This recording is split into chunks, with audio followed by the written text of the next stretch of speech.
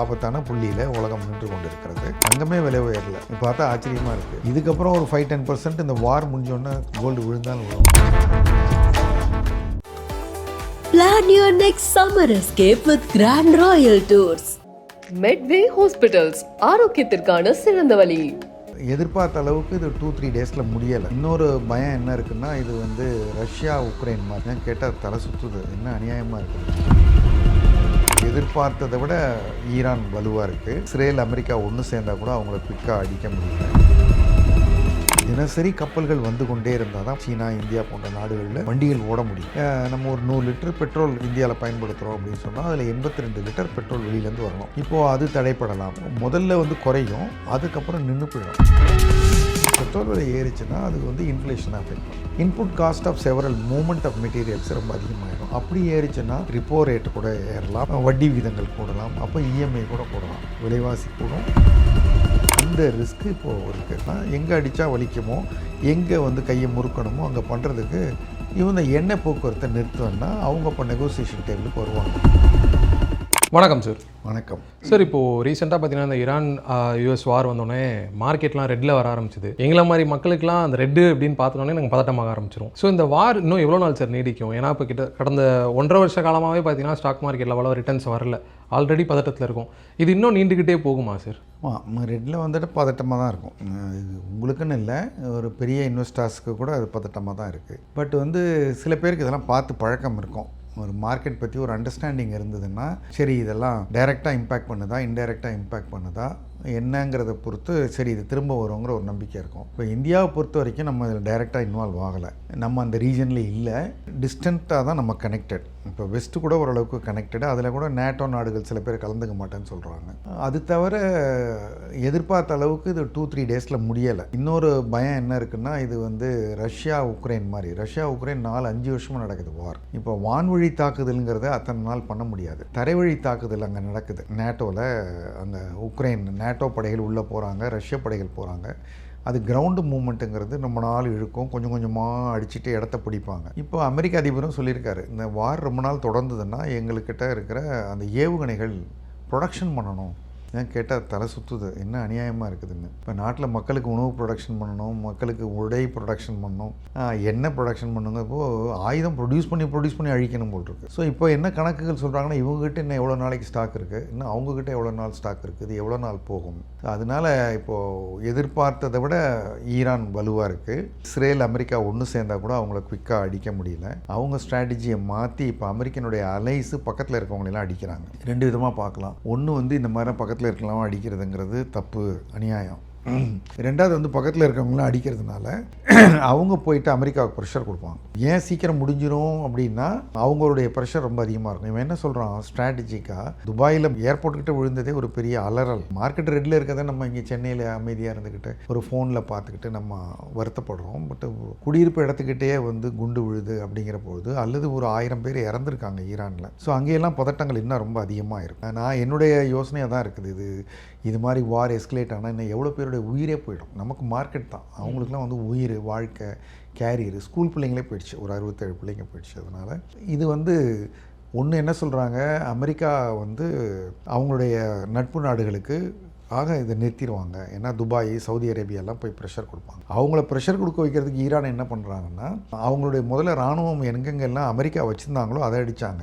இது உண்மையாக பொய்யான்னு தெரில. உண்மையாக இருந்தால் கூட சரியில்லை. அவங்களுக்கு எங்கேருந்து குடி தண்ணீர் வருதோ அந்த இடத்த அடிக்க போகிறோம். இப்போ அங்கேயெல்லாம் இயற்கையான ஏரிகளோ ஆறுகளோ அதெல்லாம் கிடையாது. கல்ஃப் ரீஜனில் அங்கே கடல் நீரை சுத்தகரித்து அந்த மாதிரி தான் பண்ணிகிட்டு இருக்காங்க. டீசாலினேஷன் பிளான்ட் மேலே எப்படி ஆராம்கோ மேலே ஒரு குண்டு விழுந்ததோ, நடந்ததோ தாக்குதல், அதே மாதிரி ஒரு டேட்டா சென்டர் மேலே நடந்ததோ, அது மாதிரி நாளைக்கு ஸ்ட்ராட்டஜிக்காக இவங்களுக்கு ஏதாவது தண்ணீர் மேலே விழுந்தா அது எவ்வளோ பெரிய ஆபத்து. குடி தண்ணீரே கிடைக்காம அப்படிலாம் பண்ணால் வார் குயிக்காக ஒரு ட்ரூஸ்க்கு வரும், ஒரு சமாதானத்துக்கு வர ஆரம்பிப்பாங்க. நீ நிறுத்து, நானும் நிறுத்துறேன், என்ன பண்ணுறதுங்கிற மாதிரி வரும். ஈரான்லேருந்தும் ஒரு ரூமர் தான், அவங்க பேச தயார், ஆனால் எங்களை ஹானரபுளாக நடத்தணும்னு சொல்லியிருக்கிறதா ஒரு செய்தி வருது. இந்த வார் சமயத்தில் செய்திகளை விட ரூமர் தான் அதிகமாக இருக்கும். பழைய வீடியோவை எடுத்து போடுறது, சொல்லாததை சொன்னதாக போடுறது, அவங்கவுங்க இஷ்டத்துக்கு பண்ணுறாங்க. கன்ஃபியூஷனாக இருக்குது. மொத்தத்தில் வார்னால் இருக்கிற மிகப்பெரிய இம்பேக்ட், மார்க்கெட்டுக்கான டைரக்ட் இம்பேக்ட் அப்படின்னு சொன்னால் இது கல்ஃப் ரீஜனில் நடக்குது. ஈரானே ஒரு மிகப்பெரிய ஆயில் ப்ரொடியூசர், க்ரூடு ப்ரொடியூசர். அது தவிர சவுதி அரேபியா, ஓபெக் கண்ட்ரிஸ் எல்லாம் இருக்காங்க. அவங்க எல்லாம் அந்த ஒரு சர்க்கிள்குள்ளே தான் இருக்கிறாங்க. அவங்க பெரும்பாலும் தயாரிச்சுறது கப்பல் வழியாக வருது. தினசரி கப்பல்கள் வந்து கொண்டே இருந்தால் தான் பல நாடுகளில், சீனா, இந்தியா போன்ற நாடுகளில் வண்டிகள் ஓட முடியும். இப்போ உதாரணத்துக்கு இந்தியாவில் பல முறை நம்ம சொல்லியிருக்கோம், எல்லாருக்கும் தெரியும். நம்ம ஒரு 100 லிட்டர் பெட்ரோல் இந்தியாவில் பயன்படுத்துகிறோம் அப்படின்னு சொன்னால் அதில் 82 லிட்டர் பெட்ரோல் வெளியிலேருந்து வரணும். நம்முடைய உள் உற்பத்தி குறைவு. எல்லாமே அங்கேருந்து வரல, ஆனால் பெரும்பகுதி அங்கேருந்து வருது. இப்போது அது தடைப்படலாம். நமக்கு மட்டும் இல்லை, உலகம் மொத்தமே எண்ணெய் வரத்து குறையலாம். முதல்ல வந்து குறையும், அதுக்கப்புறம் நின்று போயிடும். எப்படின்னா ஈரான் வந்து ப்ரொடக்ஷன் நிறுத்துகிறாங்க, ஈராக் நிறுத்துகிறாங்க. ஏன்னா அவங்களால ப்ரொடியூஸ் பண்ணி அனுப்பிச்சிக்கிட்டே இருக்கணும். அது ஒரு ஆன்லைன் மாதிரி. ஸோ ப்ரொடியூஸ் பண்ணணும் போயிடணும். அவ்வளோ ஸ்டோரேஜ் கிடையாது. ப்ரொடியூசிங் கெப்பாசிட்டி ஒரு லிமிட் இருக்குது, ஸ்டோரிங் கெப்பாசிட்டி ஒரு லிமிட் இருக்குது, டிரான்ஸ்போர்ட்டேஷன் கெப்பாசிட்டி ஒரு லிமிட் இருக்குது, நம்ம வாங்கி வச்சுக்கிறதுக்கு ஒரு லிமிட் இருக்குது. அதுக்கப்புறம் அவங்கவுங்க இண்டிவிஜுவல் வாங்குறதுக்கான இது எல்லாத்துக்கும் ஒரு குறிப்பிட்ட லெவலில் ஆப்ரேட் பண்ணிகிட்ருக்கு. இது வந்து 10 நாள் போர் இருந்தால் இதை மேனேஜ் பண்ண முடியும். இது ஒரு 50 நாள், 1 வருஷம் 2 வருஷம் ஆயிலே வரலன்னா பெரிய சிக்கலாயிடும். அந்த ரிஸ்க்கு இப்போது இருக்குது. இந்த ரீஜன்லேருந்து பெரும்பாலும் அவங்க கொண்டு வர்ற கப்பலில் பெரிய பெரிய கப்பலில் கொண்டு வர்றது வந்து ஒரு 33 கிலோமீட்டர் நீளம் இருக்கிற ஒரு ஜலசந்தி வழியாக வருதுங்கிறாங்க. ஹோர்மோஸ் ஜலசந்தி வழியாக. அது வழியாக தான் எல்லா கப்பலும் வரணும். அதுக்கு ரொம்ப க்ளோஸ் ஆக்சஸ் இருக்கிறது ஈரான். அவன் வந்து என்னென்னா அந்த இடத்துல தரைக்கடியில் குண்டுகள்லாம் வச்சு கன்னி வெடிகள் மாதிரி அங்கே எந்த கப்பல் வந்தாலும் நாங்கள் வெடிச்சிருவோம். அவனால் வந்து இப்போ அமெரிக்காவையும் இஸ்ரேலையும் நேட்டோ நாடுகளையும் இப்போ ஃப்ரான்ஸும் ஹெல்ப் பண்ணுறேன்றாங்க, வேறு யாரோ பண்ணுறேன்றாங்க. எல்லாரையும் சேர்ந்து அடிக்கிற அளவுக்கு முடியாது. அப்போது ஸ்ட்ராட்டஜிக்காக அடிக்கணும்னா எங்கே அடித்தா வலிக்குமோ, எங்கே வந்து கையை முறுக்கணுமோ அங்கே பண்ணுறதுக்கு இவங்க எண்ணெய் போக்குவரத்தை நிறுத்துவேன்னா அவங்க இப்போ நெகோசியேஷன் டேபிளுக்கு வருவாங்க. ஸோ அதை பண்ண போகிறாங்களா இருக்கும். அப்படி வந்து எண்ணெய் கப்பல்களில் 1 வெடிச்சிட்டாங்க, 1-2 வெடிச்சிட்டாங்க. வெடித்த உடனே இது கப்பல்கள் தனியார் கப்பல்கள். அதுக்கப்புறம் அங்கேருந்து வர்றபோது இன்சூரன்ஸ் இருக்குது, அதுக்கெல்லாம் காஸ்ட் இருக்குது. அவங்க அந்த கப்பலெல்லாம் நாங்கள் என்னை அனுப்பலைன்ட்டாங்க, எல்லாம் ஓரம் கட்டி வச்சுப்போம். இப்போது எண்ணெய்கள் வந்து கொண்டு இருந்த கப்பல்கள் நின்று விட்டன. இப்போ சென்னைக்கு வந்து சென்னையை சுற்றி ஒரு தடுப்பு பண்ணிட்டாங்கன்னா சென்னைக்குள்ளார காய்கறி வராது, பழம் வராது. சென்னையில் என்ன விளையுது? ஒன்றும் விளையலை. கொஞ்ச நாள் கழிச்சு காய்கறி பழம் கிடைக்காதுங்கிற மாதிரி இப்போ மற்ற நாடுகளுக்கு, அதாவது உலகத்தில் இருக்கிற மொத்த கச்சா எண்ணெய் உற்பத்தியில் 20% அது வழியாக வருதாம். அப்போது 5ல் 1 அங்கே நின்று போயிடும். அப்போது மற்ற சந்தையில் விலைவாசி உயரும். அப்போது எண்ணெய் யார் அதிக விலை கொடுக்குறாங்களோ அவங்களுக்கு கிடைக்கும், அல்லது நேச நாடுகளுக்கு கிடைக்கும். அந்த மாதிரி சமயங்களில் இந்தியாவில் அது விலை உயர்வதற்கு வாய்ப்பு இருக்குது. இதெல்லாம் நடந்துக்கிட்டே இருக்கிற போது நடுவில் ரஷ்யாவிலேருந்து ஒரு குரல் வருது, நாங்கள் இந்தியாவுக்கு எண்ணெய் கொடுக்க தயார். ஏற்கனவே இந்தியா ரஷ்ய எண்ணெயை வாங்கக்கூடாது, நாங்கள் இதெல்லாம் போடுவேன்னு இருக்காங்க.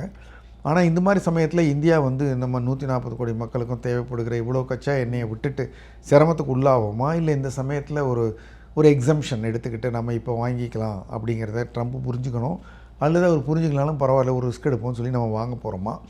அப்போது ஆயில் கிடைக்காமல் போயிடாது இந்தியாவுக்கு, எப்படியும் ரஷ்யாங்கிற ஒரு ஆல்டர்னேட் இருக்குங்கிறது. இது எல்லாமே ஒரு ஃப்ளூயிடான ஒரு அசம்ஷன்ஸு, நம்முடைய ஒரு யோசனைகள் தான். இதெல்லாம் எது உறுதினே நமக்கு தெரியாது. இப்போ 2 நாளில் வார் நின்று போச்சுன்னா இது வீடியோ வர்றதுக்குள்ளார நிலைமை மாறிடலாம், அல்லது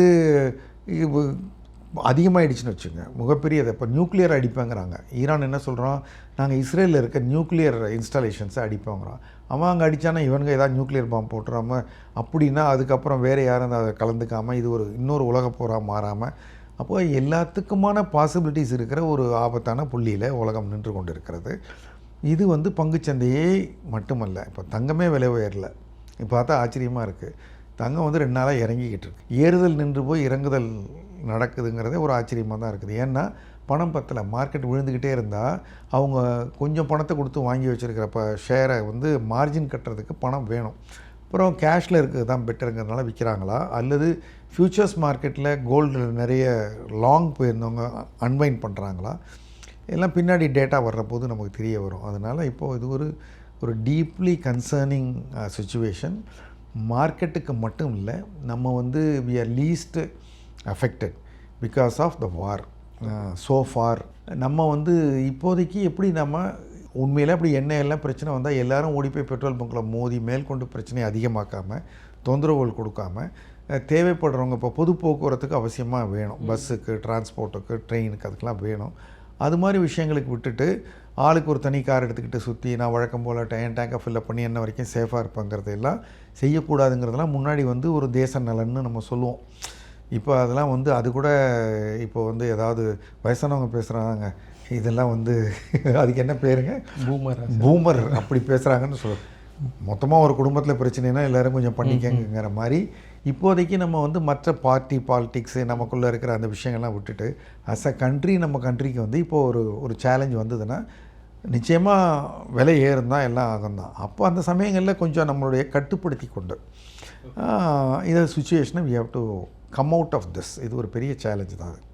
ஓகே சார். சார் இப்போது நீங்கள் சொன்னீங்க இந்த மாதிரி தங்கம் இறங்குது அப்படின்னு சொல்லியிருந்தீங்க, 2 நாளாகவே தங்கம் இறங்கிட்டு இருக்கு அப்படின்னு சொன்னீங்க. பட் ஆனால் இந்த மாதிரி வார் டென்ஷன் இந்த மாதிரி இருக்க டைமில் வந்து எல்லாருமே கேட்குற ஒரு விஷயம்னா, எங்களுக்கு சேஃபாக தங்கம் தான் படுது, நாங்கள் தங்கத்துக்கு போயிடலாமா? ஏன்னா மார்க்கெட் 1.5 வருஷமாக பார்க்குறோம் கீழே தான் இருக்குது, ஏதாவது ஒன்று வந்துக்கிட்டே இருக்குது அப்படின்னு சொல்கிறாங்க. ஸோ தங்கத்தை இந்த டைமில் போய் அணுகிறது கரெக்டான ஒரு விஷயமா சார்? அதாவது நிறைய நான் கூட இப்போ பார்க்குற நிறைய யங்ஸ்டர்ஸுக்கு வந்து அவங்களுக்கு நீங்கள் இப்போது டிகிரின்னு ஒன்று படிக்கிறோம், ரிசர்ச் ஒன்று பண்ணுறோம், சர்டிஃபிகேஷன்ஸ்னு ஒன்று பண்ணுறோம். சர்டிஃபிகேஷன்ஸுங்கிறது ஃப்ளேவர் ஆஃப் த சீசன். இந்த சமயத்தில் இது நல்லா இருக்குது, இதுக்கு நான் ஒரு சர்டிஃபிகேஷன் பண்ணிக்கிறேங்கிறது. ஒரு கோர்ஸ் படிக்கிறதோ, ஒரு +2 வரைக்கும் படிக்கிறதோ ஒரு ஃபவுண்டேஷன் பேசிக்கு. அது மாதிரி ஒரு போர்ட்ஃபோலியோவில் வந்து நமக்கு ஒரு பேசிக்கான விஷயங்கள் நம்மக்கிட்ட இருக்கணும். ஃப்ளேவர் ஆஃப் த சீசன் இருக்கக்கூடாது. இப்போதைக்கு இது நல்லா இருக்குது, நான் இதை வாங்கிக்கிறேன். அப்போதைக்கு அது நல்லா இருக்குன்னா அப்பப்போ பார்த்து பண்ணுறது இல்லை போர்ட்ஃபோலியோ மேனேஜ்மெண்ட்டு. அது மாதிரி ஒரு 5% ஆஃப் நம்ம மணி, 10% ஆஃப் மணியை பண்ணலாமே தவிர பேசிக்காக எப்பயுமே ஸ்ட்ராங்காக இருக்கக்கூடிய அசெட்ஸில் தான் நம்ம இருக்கணும். அதில் கோல்டு இருக்குது. ஆனால் கோல்டுங்கிறது இந்த விலை இறங்குனதுக்காக அல்லது விலை ஏறினதுக்காக நம்ம பார்க்கக்கூடாது. இப்போ கோல்டு இறங்கியிருக்கா, நீங்கள் இது வரைக்கும் கொஞ்சம் வாங்கலையா, ஆட் ஆன். இப்போவே நான் சொல்கிறேன், இன்னமும் 2மே பாசிபிள் தான். ஒரு ஒய் பாசிபிலிட்டின்னு ஒரு பேர் கொடுப்போம் அதுக்கு. ஒய்ங்கிறது இப்படி போய் இப்படியும் போகலாம், இப்படியும் போகலாம், இல்லை 2 பக்கம் போகலாம். அது இதுக்கப்புறம் ஒரு 5-10% இந்த வார் முடிஞ்சோடனே கோல்டு விழுந்தாலும் விழும், அல்லது வார் எஸ்கலேட் ஆனிச்சுன்னா ஒரு 5-10% ஏறினாலும் ஏறும். இது வந்து இப்போ டெம்ப்ரரியாக ஒரு டெக்னிக்கல் சுச்சுவேஷனில் நடக்குது. இப்போ டிராஃபிக் இருக்குது, ஒரு இடத்துல எல்லாம் அடைச்சிக்கிட்டு நிற்கிறாங்க, மூமெண்ட்டே இல்லை. திடீர்னு வந்து யாராவது ஒரு ஆள் வண்டியிலேருந்து இறங்கி நீ இப்படி போ, நீ அப்படி போ, அப்படி போன்னு கழிச்சு விட்டான்னா திருப்பி ஃப்ரீ ஃப்ளோ ஆரம்பிச்சிடும். அது மாதிரி ஏதாவது ஒரு டெக்னிக்கலாக ஒரு ரீசனில் ஓவர் பாட்டில் நிற்கிதா என்னங்கிறது தெரியாது. இது எல்லாம் தெரிஞ்ச மாதிரி நிறைய யூகிக்கலாம். பட்டு ஆக்சுவலாக பார்த்தீங்கன்னா இது யாருக்குமே வந்து எங்கே என்ன நடக்குதுங்கிறது போஸ்ட்மார்ட்டம் தான் பண்ணலாம். பின்னாடி வந்து இப்போ தாங்க வேர்ல்டு கோல்டு கவுன்சில் இன்ஃபார்ம் பண்ணுறான். இப்போ எந்தெந்த நாடு எவ்வளோ வாங்குதுன்னு நமக்கு எப்படி தெரியும்? எந்தெந்த நாடு விற்கிதுன்னு நமக்கு தெரியும். இப்போ அந்த வாருக்காக சில பேர் கோல்டை கூட விற்கலாம், நமக்கு தெரியாது பெரிய அளவுகள். ஸோ இதெல்லாம் பின்னாடி தான் தெரிய வரும். அதனால நம்ம ஒரு பெட்டு கண்டக்கூடாது. ரிஸ்க் எடுத்து இது ஏறுது நான் வாங்கிடுறேன் இருக்கேன். நம்ம ரெகுலராக வாங்கணும், நமக்கு தேவையான அளவு வாங்கணும், வச்சுக்கணும். இடிஎஃப் மாதிரி இருந்ததுன்னா அதை விற்கலாம் கொஞ்சம் நல்ல ப்ராஃபிட்டில். இப்போது வெள்ளியெல்லாம் சில பேர் எனக்கு தெரிஞ்சு கொஞ்சம் ஒரு ப்ராஃபிட் புக் பண்ணியிருக்காங்க, வெயிட் பண்ணுறாங்க. திருப்பி இறங்கினா வாங்குவாங்க, ஏறிட்டால் வருத்தப்பட மாட்டாங்க. அவங்க என்னென்னா, நான் ஒரு ப்ராஃபிட் நான் பார்த்துட்டேன். என்னுடைய பல்வேறு இன்வெஸ்ட்மெண்ட் ஆப்ஷன்ஸில் கோல்டு ஒரு ஆப்ஷன், சில்வர் ஒரு ஆப்ஷன், ஸ்டாக்ஸ் ஒரு ஆப்ஷன். நான் சில்வரில் புக்டு ப்ராஃபிட். இன்னொரு ஆப்பர்ச்சுனிட்டி கிடைச்சா வாங்குவேன். இதோட கூட வாங்கி அதை விட கூட நான் விற்கலாம், தப்பு கிடையாது. ஒன்று மிஸ் பண்ணிட்டா அதையே நான் பிடிக்கணுங்கிறது கிடையாதுங்கிற மாதிரி அப்படி ஒரு நிதானம் வேணும் இன்வெஸ்ட்மெண்ட்ஸில், லாங் டேர்மாக நம்ம பண்ணுறதுக்கு. சார், இப்போது நம்ம அன்றாட வாழ்க்கையில் பார்த்திங்கன்னா எல்லோரும் கம்மியாக சம்பாதிக்கிறோட பயம் என்னென்னா, இதனால் பணவீக்கம் திரும்பவும் அதிகமாகுமா, எங்களோட பையிலேருந்து நிறைய காசை நாங்கள் திரும்பவும் கொடுக்குற மாதிரி இருக்குமா, அதிகமாக வெளில போகிற மாதிரி இருக்குமான்னு பயப்படுறாங்க. இன்னொரு கேள்வியும் சேர்த்து கேட்டுறேன் சார். என்னென்னா, இந்த மாதிரி டைமில் எந்த செக்டார் சார் ஓரளவு நல்லா பெர்ஃபார்ம் பண்ணும்? உலகத்தில் இருக்க எல்லா பிரச்சனையிலேருந்தும் நான் செக்லூடடாக இருக்கணும்னு இருக்க முடியாது, நம்ம இன்சுலேட்டடாக இருக்க முடியாது. அப்படி வந்து ஒரு இன்சுலேட்டட் பொசிஷனுங்கிறது உலகத்தில் யாருக்குமே கிடையாது. சம்மந்தம் இல்லாமல் எல்லா உலகத்தில் நடக்கிற எல்லாத்தையும் எல்லாரையும் ஓரளவுக்கு பாதிக்கும். நம்ம எப்படி நம்மளுடைய பாதிப்பை குறைச்சிக்கலாங்கிறது நம்மளுடைய கவர்மெண்ட்டு, நம்மளுடைய எக்ஸ்டர்னல் ரிலேஷன்ஷிப்பு, நம்மளுடைய நட்புறவு நாடுகள், நம்மளுடைய மேனேஜ்மெண்ட்டில் தான் இருக்குது. பெட்ரோல் விலை ஏறிச்சுன்னா என்ன ஆகும் அப்படின்னு சொன்னால், பெட்ரோல் விலை ஏறிச்சுன்னா அது வந்து இன்ஃப்ளேஷனை அஃபெக்ட் பண்ணும். ஒன்று வந்து ஆஸ் எனர்ஜியே இன்ஃப்ளேஷன் ரேட்டில் அதனுடைய ஒரு காம்பனண்ட்டு சைஸபிளாக இருக்குது. ரெண்டாவது வந்து அதை யூஸ் பண்ணுற எல்லாருக்கும் பெட்ரோல் விலை ஏறிடுச்சுன்னா input cost of several movement of materials ரொம்ப அதிகமாகிடும், அதனால் ஏறும். இப்போதைக்கு நம்ம சொல்கிற இப்போ அந்த இன்ஃப்ளேஷன் ரேட்டை விட அதிகமாகும். அப்படி ஏறிச்சுன்னா ரிப்போ ரேட்டு கூட ஏறலாம். ரிப்போ ரேட்டு ஏறிச்சுன்னா வட்டி விகிதங்கள் கூடலாம். அப்போ இஎம்ஐ கூட கூடலாம், விலைவாசி கூடும், இஎம்ஐ கூடும். அதெல்லாம் இன்னும் டிஸ்டன்ட்டில் இருக்குது, பட்டு இட்ஸ் அ பாசிபிலிட்டி. அதுவும் ரேடாரில் வருது. பெட்ரோல் விலை ஏறினா எங்கே தொட்டால் எங்கே வலிக்குங்கிறதுல பெட்ரோல் விலை ஏறினால் இதெல்லாம் நடக்கும். செக்டார்ஸ் வந்து பெட்ரோலோட டைரக்ட்லி கனெக்டட் செக்டார்ஸ்னால் டயர் மேனுஃபேக்சரிங்கு, பெயிண்ட்டு, அப்புறம் ஏவியேஷன். இப்போவே வந்து சொல்கிறாங்க டெல்லிக்கு போகிற ஃப்ளைட்டுக்கெல்லாம் இவ்வளோ விலை கூடங்கிறாங்க. ஸோ டைரெக்டாக அவங்க அந்த ஃபியூல் யூஸ் பண்ணுறாங்க, அதனால அவங்களுடைய லாபங்கள் குறையும். ஏவியேஷன் கம்பெனிகள் விலை குறையும், பெயிண்ட்டு கம்பெனிகளுடைய லாபங்கள் குறையும், டயர் கம்பெனிகள் லாபங்கள் குறையும். இதெல்லாம் எவ்வளோ நாளைக்கு குறையும்? அதனால ஒரு நல்ல ஷேர்களை யாரும் விற்று விலை இறக்குவாங்களா, அல்லது இறங்கினா உடனே வந்து நல்ல இன்வெஸ்டர்ஸ் இது ஒரு வாய்ப்புன்னு உள்ளே வந்துடுவாங்களா அப்படிங்கிறதெல்லாம் அடுத்தடுத்த விஷயங்கள். ஆனால் இம்பேக்ட் வந்து இது மேலே இருக்கும். அதே மாதிரி இப்போது நமக்கு இப்போது இந்த ஆர்டிஃபிஷியல் இன்டெலிஜென்ஸ்னால ஐடி செக்டாரில் ஜாப் லாஸ் இருக்கலாம், அல்லது குறைஞ்சபட்சம் ஜாப் வந்து சேல்ரி கட் பண்ணுவாங்க, இன்க்ரிமெண்ட் கொடுக்க மாட்டாங்க, போனஸ் கட் பண்ணுவாங்க. இதெல்லாம் வர்றபோது அதனுடைய ஃப்ளோ எங்கே வருது? அந்த பணம்னா டிஸ்க்ரிஷ்னரி ஸ்பெண்டிங்கில் வரும். ட்ரெஸ்ஸஸ்ஸு, ஃபோனு, அதுக்கப்புறம் புதுசாக வீடு வாங்குறது, வண்டி வாங்குறது, இவங்க எல்லார் மேலேயும் ஒரு சின்ன இம்பேக்ட் இருக்கும். நமக்கு முன்னாடியே ஜிஎஸ்டி கட்டினால வெஹிக்கிள் இண்டஸ்ட்ரியெலாம் நல்லா இருக்குது, அதெல்லாம் நல்லா இருக்குது. அதனால் இதனால் ஒரு பெரிய இம்பேக்ட் வந்தால் கூட பெரிய பிரச்சனை இருக்காது.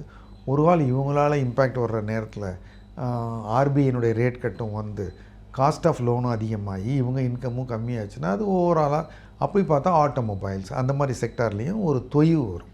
இப்போ இருக்கிற அந்த வேகங்கள் குறைஞ்சிரும். ஆல்ரெடி ஐடி செக்டார் வந்து நாட் குட்டு. அதனால் கன்ஸ்ட்ரக்ஷன் கெட்டுச்சுன்னா சிமெண்ட்டு, ஸ்டீலு அதனுடைய டிமாண்டெல்லாம் ஓரளவுக்கு குறையும். அது எல்லாமே கொஞ்சம் கொஞ்சம் குறையும். வேறு ஏதாவது ஒரு ஃபேக்டர் அதை ஹெல்ப் பண்ணிச்சுன்னா அது சரியாயிக்கும். பட்டு இதுதான் இப்போ மேலாக பார்க்குற சூழ்நிலை. இது தவிர இந்த பேங்க்ஸ் இருக்காங்க. இப்போ நிறைய பேர் லோன் வாங்கியிருப்பாங்க. அந்த லோன் வாங்கின அந்த பணத்தையெல்லாம் அவங்க கட்டாமல் போனாங்கன்னா என்பிஏ ஆச்சுன்னா இப்போ பேங்கிங் நல்லா இருக்குது, ஃபினான்ஷியல் சர்வீசஸ் நல்லா இருக்குங்கிறோம். அதனுடைய பெரிய டிமாண்டு கொடுக்குறது இந்த ஐடி செக்டாரும் ஒரு சைஸபிள் குரூப்பு. ஓவரால் எக்கானமி அதெல்லாம் கொஞ்சம் இப்போது கல்ஃப்லாம் இருக்காங்க, டச்வுட் எதுவும் நடக்கக்கூடாது. நிறைய பேர் திரும்பி வந்தாங்கன்னா இப்போ ரெமிட்டன்ஸ் வராது இந்தியாவுக்கு. ரெமிட்டன்ஸ் அங்கேருந்து இங்கே வரலன்னா அப்போ என்ன ஆகும்? அப்போது டாலர் ப்ரைஸ் இன்னும் அதிகமாகிடும், அப்போ இம்போர்ட் காஸ்ட் அதிகமாகும். அதனால் இந்த வார் வந்து உலகம் மொத்தத்துக்கும் கெடுதல். ஈரானுக்கு, ஈராக்குக்கு, அமெரிக்கா, இஸ்ரேல் மட்டும் இல்லை, இது மொத்த பேருக்கும் தலைவலியான வார். எவ்வளோ சீக்கிரம் இது சமரசத்தில் முடிஞ்சு அமைதி வருதோ அவ்வளோக்கவ்வளோ எல்லாருக்குமே நல்லது, அன்றாட வாழ்க்கைக்கு. ரொம்ப நன்றி sir. Thank you. Plan your next summer escape with Grand Royal Tours.